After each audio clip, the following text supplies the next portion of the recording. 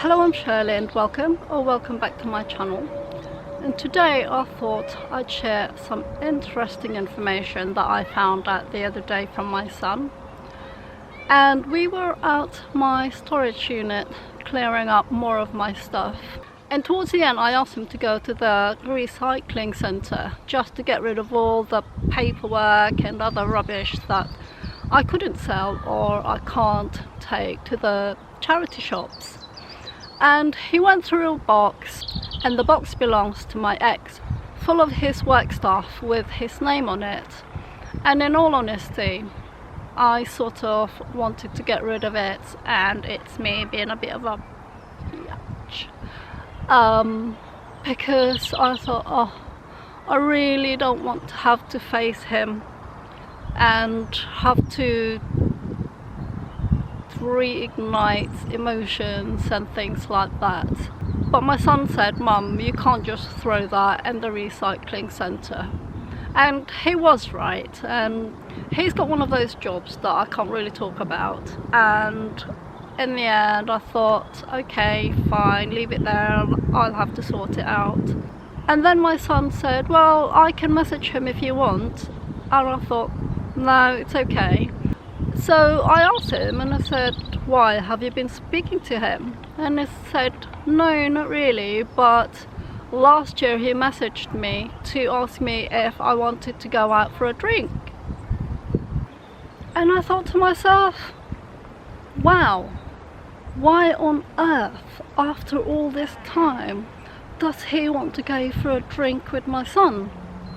Because, let's be honest, we were together for what, 5 or 6 years, and he never really said much to my son, or he never really saw him, or we never really saw them apart from the usual family gatherings, and he never had much to say to my son.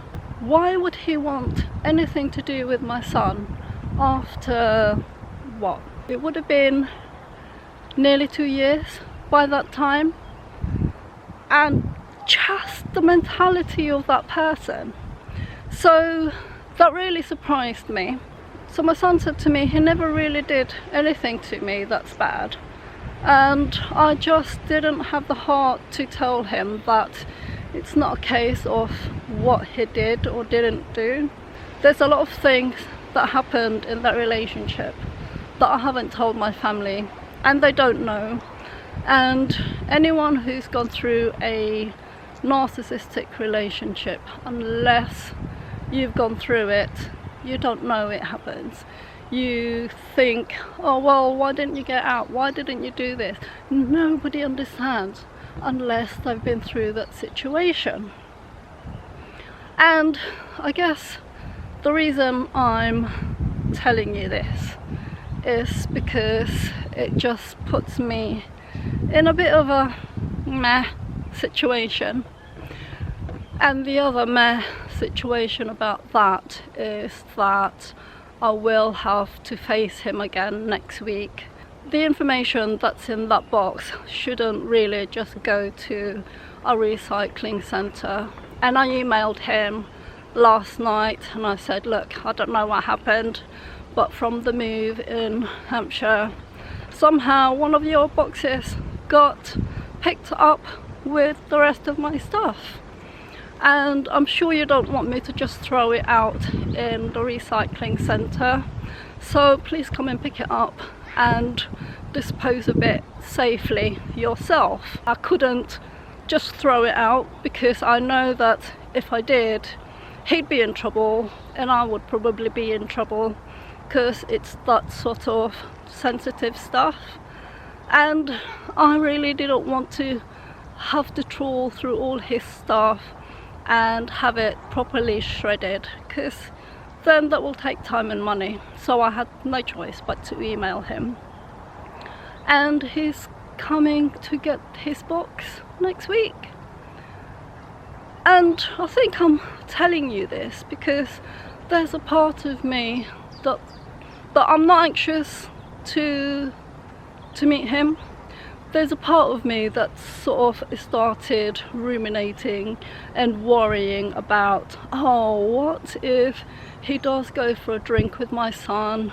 And I know he won't go for a drink with my son because my son has stopped drinking. So I know my son won't be going out for a drink, but I just hope also that he won't have a way of wrangling to meet up with my son for one reason or another. And that's the thing with narcissists, they're really good at telling you what you want to hear or trying to fish information out. And I don't even know what he wants with my son or what he thinks he's gonna get by seeing my son in one way or another. And I hope it's not to mark my reputation, which is another thing that narcissists like to do. From the time I picked up my stuff from him last year, I removed him from my WhatsApp chats list, and I think he's on archive, and I had to look for him or for old messages, you know, from people who you don't really want to hear from again.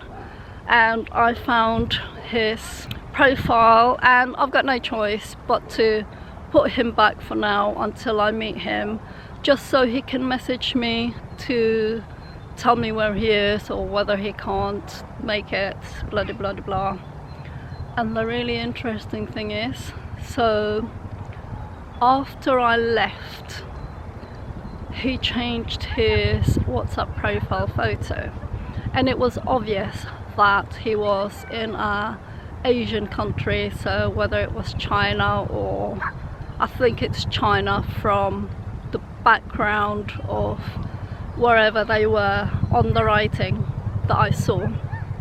So I had to unarchive him, and he'd changed his picture, and you can clearly see that he'd taken the photo as a selfie himself, because you can sort of see the person's hand, or you know, that photo when you can see someone's taken their own photo. And I looked at him and I just noticed how he's aged, how he's a lot more wrinkled. It's only been 2 years, for goodness sake. And even really last year when I went to pick up my stuff, I noticed how old and wrinkled he was looking. But I also noticed, I could see the sadness in his eyes. And I just feel so sorry for him. And that's how I felt before, I guess. And I just feel sorry because you can see that he's so unhappy in himself.